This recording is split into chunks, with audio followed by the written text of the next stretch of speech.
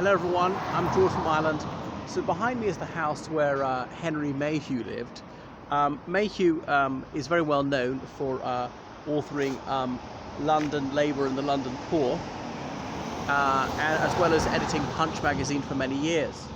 So Mayhew was born in London in 1812, not in this house, into quite a well-off family. There were 17 children. Nonetheless, he went to Westminster School, one of the most distinguished schools in the empire as it then was. But he did not agree with him. He wasn't that academic or particularly into sports, so he ran away from school and took the extraordinary step for a boy from an upper middle class family of running away to sea. He enlisted as a sailor despite having no nautical training whatsoever. Now, conditions were extraordinarily harsh. As Samuel Johnson notably said of ships, you'd rather be in a prison because you'd probably have better fare and better company. It was often badly paid. These people were often on the fringes of the criminal underworld who did it. It was very demanding, dangerous work, living in bad conditions. Extremely cold, extremely hot. If you get ill, you might die. Ship might capsize. You might be killed by pirates, and on and on. So he sailed for the East India Company. He sailed to Kolkata, and he made several voyages back and forth. So after a few years, he tired of this and decided he wanted to become a solicitor. So he got a solicitor's firm in Wales to hire him on. And he got back in touch with his family. So he never actually qualified as a solicitor. He started writing freelance. Remember that printing was really burgeoning in the early 19th century. We had rising literacy, coming close to 100% literacy by the end of the 19th century. And there was just this insatiable appetite for newsprint. There was newspaper articles, not just reportage, but also commentary, and then short stories, novels which are serialized like by Dickens. And indeed he was indeed a contemporary of Dickens whom we knew socially. He was also a playwright, but his plays are largely forgotten, well, entirely forgotten these days.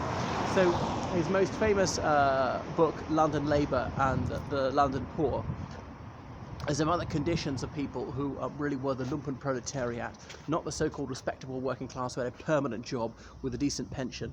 So he thought that at least a third of the people lived in real poverty, as in couldn't be guaranteed 3 meals. They would sometimes be barefoot if they're wearing shoes that the soles often be worn out, wearing clothes that were falling to bits.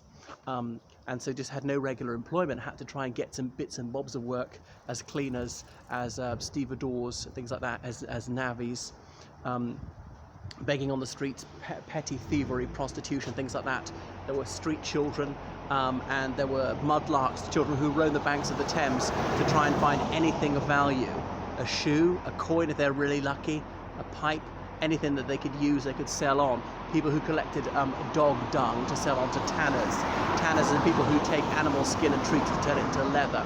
So he exposed just how bad conditions were for these people, and he exploded some of the myths around poverty at the time. People said, oh, these people are paupers because they're improvident. It's just poor husbandry of the money they have, or they are just idlers. It's because they're so lackadaisical, they refuse to work, and on. It's immorality. So the Victorians always like to moralise things, and he showed that was largely bogus.